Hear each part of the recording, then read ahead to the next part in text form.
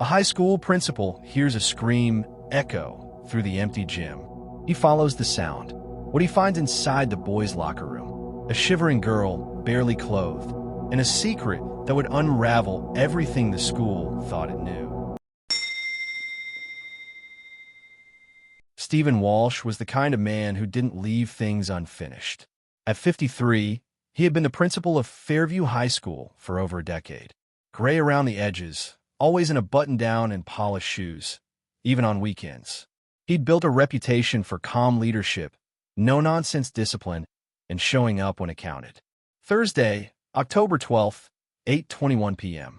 The building was supposed to be empty. Walsh had stayed late reviewing staff budgets and finalizing approvals for the upcoming homecoming dance. The only other person on duty should have been Hector, the night janitor. He was about to power down his laptop when he heard it. That first scream. It sliced through the silence like a siren. High-pitched, terrified. He froze. At first, he thought maybe someone had left the TV on in one of the classrooms. Or maybe it was just the creaks and groans of the old pipes reacting to the cold front moving in. Then he heard it again. Closer. He stepped into the hallway. The school felt cavernous in the dark. Fluorescent lights flickered to life one row at a time as motion sensors tracked his steps. And then, a third sound. Not a scream this time. A whimper. Then muffled sobs. They were coming from the gym. He moved quickly now, heart pounding. The gym door was slightly ajar. The overhead lights were off, but the emergency light over the exit sign cast a faint red glow across the bleachers. "Hello," he called out. No answer. He stepped inside. The air smelled of old sweat, varnish, and something sour. Then he heard it, behind the partition wall. He followed the sound toward the locker rooms. What he found would stay with him for the rest of his life. She was curled into herself, trembling behind the last row of lockers. A towel wrapped loosely around her, wet, as if she'd come straight from the shower. Her skin was blotchy and red. Her shoulder was bruised. There were scratches down her arm, and what looked like a bite mark just above her collarbone. Her name was Jasmine Ortega, 16, junior, honor roll student, captain of the girls' volleyball team. When Principal Walsh stepped forward, she flinched, covered her face with her hands. "It's okay," he said gently, kneeling down. "You're safe now." She didn't speak at first, only rocked slightly, eyes darting to the entrance like she expected someone to burst through it at any moment. Then, in a whisper so quiet he had to lean in to hear it, she said, "He's still here. Please don't let him find me." Jasmine Ortega wasn't the kind of girl most people worried about. She was bright, self-assured, and had a group of tight-knit friends. Her father was a local mechanic, her mother a part-time nurse's assistant. They were a hard-working immigrant family, quiet and respected. Jasmine's dream was to go to UCLA and play volleyball professionally. She trained year-round, morning laps before school, solo drills after class. She rarely went to parties, never got in trouble. But over the last few weeks, her best friend, Taylor, had noticed changes. She was jumpier, Taylor would later tell investigators, checking over her shoulder, quiet in the locker room. She even stopped taking showers after practice. Said she'd just do it at home. But we figured maybe she was just tired. No one had suspected anything was wrong. Until that night. By 10 p.m., Fairview High was crawling with first responders. The locker room was sealed off with police tape.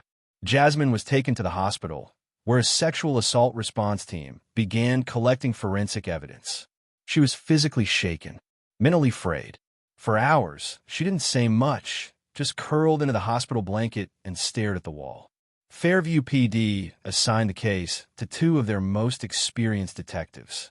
Emily Kovacs, 42, known for her methodical style and trauma-informed interview approach, and Roy Mandel, 59, nearing retirement, sharp-eyed, skeptical of most people and most truths. They began combing through the scene, room by room. No broken windows, no forced entry, but someone had clearly been there. Locker number 73 was wide open. Inside, a discarded hoodie, black, with the school's wrestling logo. On the sleeve, blood. More chillingly, in a locker room trash bin, they found what looked like a towel soaked in water and something reddish-brown. possibly blood or discharge. It was stuffed beneath an empty water bottle and an unopened protein bar. Outside the gym, a janitor's key ring was missing from its usual hook. Only a few staff members had keys that worked for the entire building after hours. Detective Kovacs reviewed security footage from the hallway cameras. At 7:46 p.m., Jasmine was seen walking into the gym, wearing her volleyball hoodie and carrying her duffel bag. At 7:59 p.m., another figure entered, taller, broad-shouldered, face hidden under a hoodie. At 8:06 p.m., the same figure left, head low, moving quickly toward the faculty parking lot. Kovacs zoomed in, but the camera's resolution was poor. They couldn't make out the face. But the build? The clothes? It looked like a coach. Coach Mason Dillard, 38. A former collegiate wrestler turned gym teacher and coach of the boys' varsity wrestling team. He was charismatic, maybe too charismatic. The kind of teacher students described as chill, fun one of us. He had a booming laugh and a habit of throwing his arm around players during pep talks. He also had a past. 10 years earlier, while teaching at a different high school in Rochester, he was named in a complaint by a female student for inappropriate behavior during after-school training. The case had been quietly closed with a settlement and no criminal charges. He left that school the following semester and landed at Fairview High the next year. Most people forgot. Until now. Detective Mandel brought him in for questioning the next morning.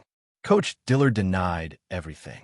"I was home last night," he said, voice tight, "watching the Yankees game. By myself." "You didn't go back to school? No late practice?" "Nope. Nothing scheduled." He claimed he didn't even know Jasmine that well. Just knew of her from hallway hellos and the occasional cross-team pep talk. But then police found something odd. Out behind the school, tucked behind the greenhouse, a student-run camera caught something unexpected.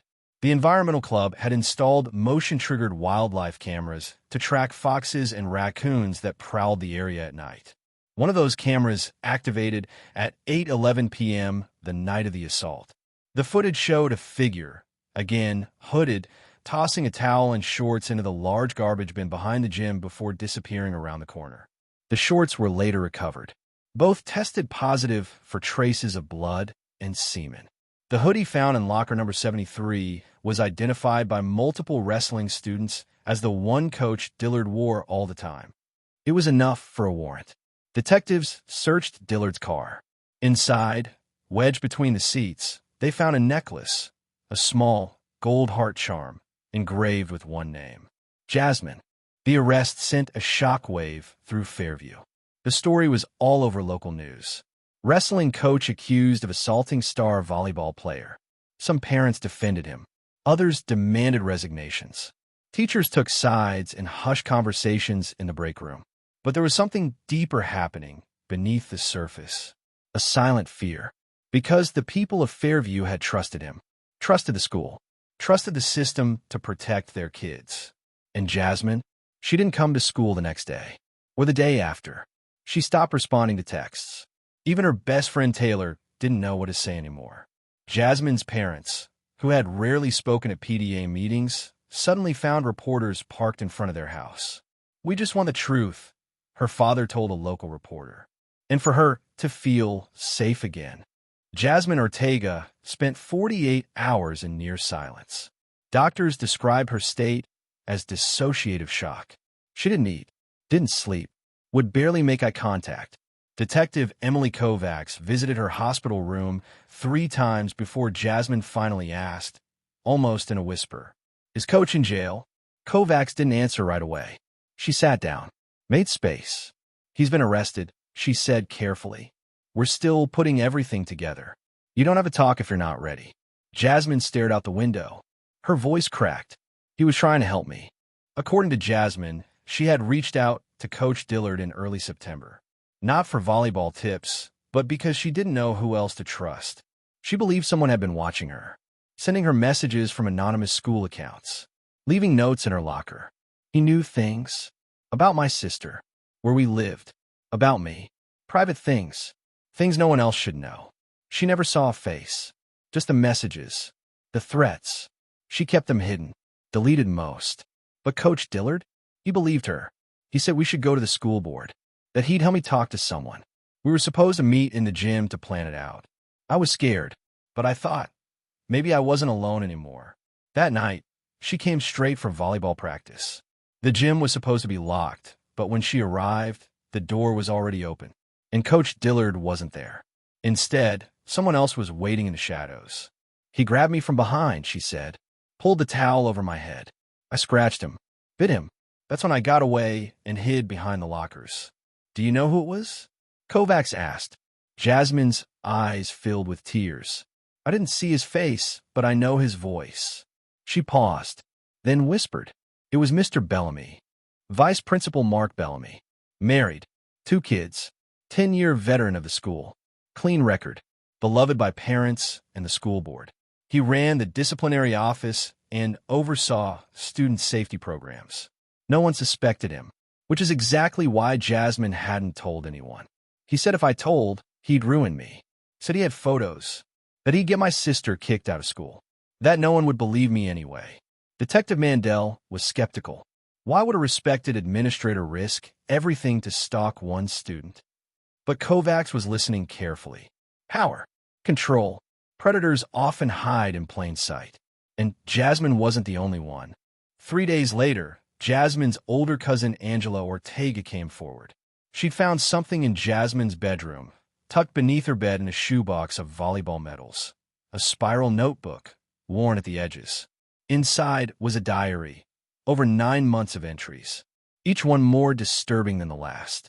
Jasmine had documented strange messages from anonymous school emails, being followed to and from the locker room, notes left in her gym bag with phrases like, "Your sister looks nice today," and specific entries describing the man with the gold cufflinks who watched her during practice. The most damning entry was dated September 17th. He cornered me in the hallway after hours, said I looked tense, that he could help me relax. I told him no. He laughed and said I'd better get used to it. I told Coach the next day. He said we'd find a way to report it safely. And one more from the day of the attack. Tonight, Coach said we meet at 8. We'll finally go to the board. I'm scared, but this ends now. If I don't come back, it wasn't him. It was the man in the tie, the one who always smiles. Police searched Vice Principal Bellamy's office. At first, nothing appeared out of place.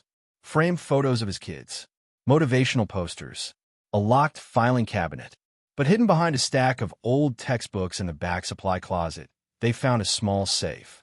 Inside, a hard drive, a disposable flip phone, several printed screenshots of Jasmine's social media posts, and her necklace, the same one that had been found in Coach Dillard's car.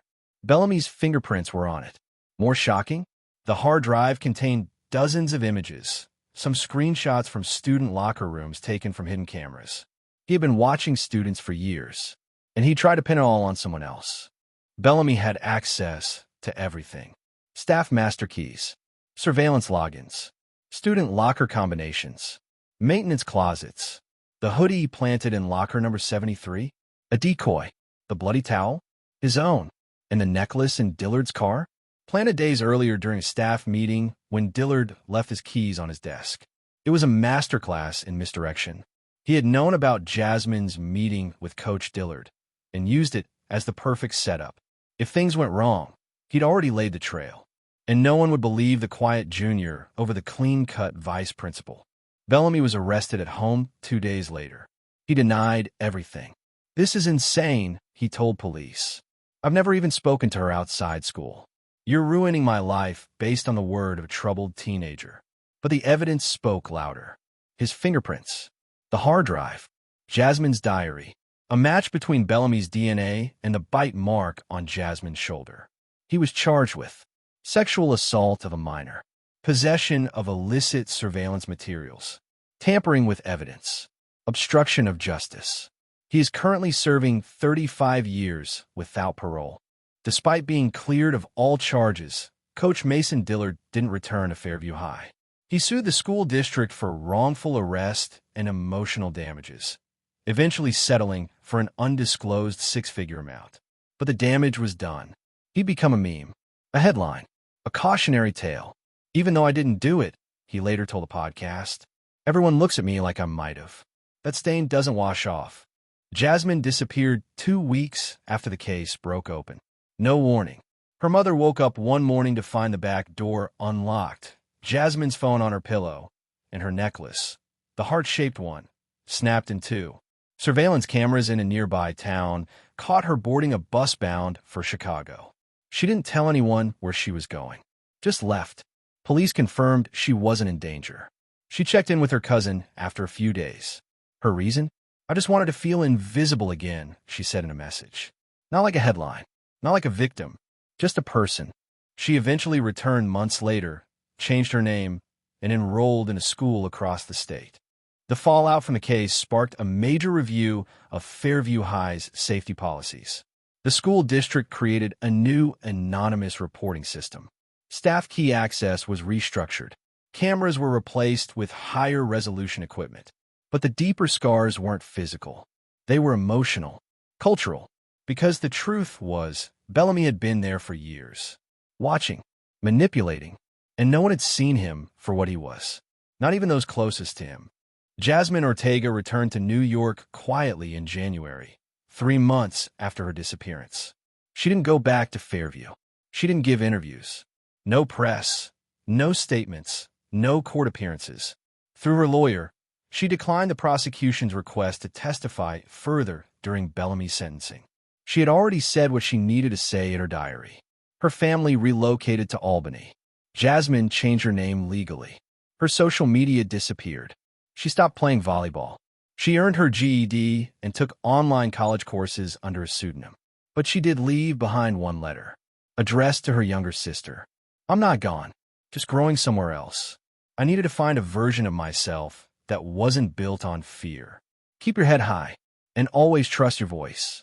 Inside Fairview High, a new student wellness wing was built. It had a private counseling office, a trauma-informed care specialist, and an anonymous drop box for any student concerns. But the deeper change was harder to spot. For the first time in over a decade, students were surveyed anonymously about their safety on campus. The results were troubling. 27% of female students reported experiencing inappropriate comments or behaviors from staff. 14% said they didn't feel comfortable reporting those incidents to school leadership. Multiple students mentioned subtle, non-physical boundary violations, comments about their bodies, lingering stares in the hallway, unsolicited messages. These reports sparked a broader investigation across the district. And what they found was even darker. Bellamy hadn't acted alone in his methods, but he had acted alone in his crime. No other physical assaults were directly tied to him. But interviews and digital forensics revealed that he had been part of an online message board, a private forum for educators that, while not explicitly criminal, often included deeply disturbing content about student behavior, fantasies, and surveillance tactics. Bellamy had posted there under the alias LockerWatch84. Other usernames in the same forum traced back to faculty members across the country. Federal authorities began digging deeper. One user, Varsity Eyes 77, was linked to a middle school gym teacher in Connecticut, now under investigation. Another, Cafeteria Coach, was flagged at a school in Pennsylvania. The message board was eventually shut down, but the ripples had already spread. Principal Stephen Walsh resigned 6 months after the case closed. He never made a public statement, but those close to him said he was never the same after that night. He used to walk the halls every morning, say hello to the seniors, one teacher recalled. After Jasmine, he just stopped. He started locking his office door, stopped smiling, like he was grieving something. Some blamed him for not seeing the signs. Others defended him, said the system made it too easy to look the other way. After resigning, he moved to Maine and took a job running a small bookstore near Portland. As for Coach Dillard, the man wrongly accused, he never returned to education. Despite being exonerated, the damage to his reputation never fully healed. You Google my name, the first thing you see is Coach accused of locker room assault, he said in an interview 2 years later. The word accused sticks like blood to the floor. No one sees the retraction. No one reads the correction. He moved to Colorado, where he works in private fitness coaching. He said to live alone. No social media. Rarely talks about what happened. But when asked what he learned from it all, he said, "If someone asks you for help, listen. Just be ready for the weight that comes with believing them." In 2024, New York State passed a new law, informally dubbed Jasmine's Law. It requires all public schools to implement an anonymous digital reporting platform, trauma-trained student support specialists, independent investigations for any allegation involving faculty members. The law passed unanimously. Jasmine never returned to see it happen, but her diary, presented anonymously by her attorney, was read aloud at the signing ceremony by a state representative. "If I don't come back," it wasn't him. It was the man in the tie, the one who always smiles. In the weeks following Bellamy's arrest, Detective Kovacs returned to the locker room where it all began. She stood in silence for a long time, let the memories fill the space, then walked over to locker number 73. It had been cleaned, scrubbed, repainted, but something still felt off. She walked the length of the row, ran her hand along the back wall. Then she stopped. A small vent near the corner, slightly loose. She pulled it open. Inside, dust, a few discarded gum wrappers, and a single flash drive. She brought it back to the station. Most of it was junk, corrupted, dead files. But one folder stood out. It was titled, "The Others." Inside, 6 subfolders, each labeled with a year. 2017. The folder from 2019 contained photos of another girl. Different than Jasmine. Different year. Different uniform. And the file names? Each one began with a name, and none of them were Jasmine Ortega.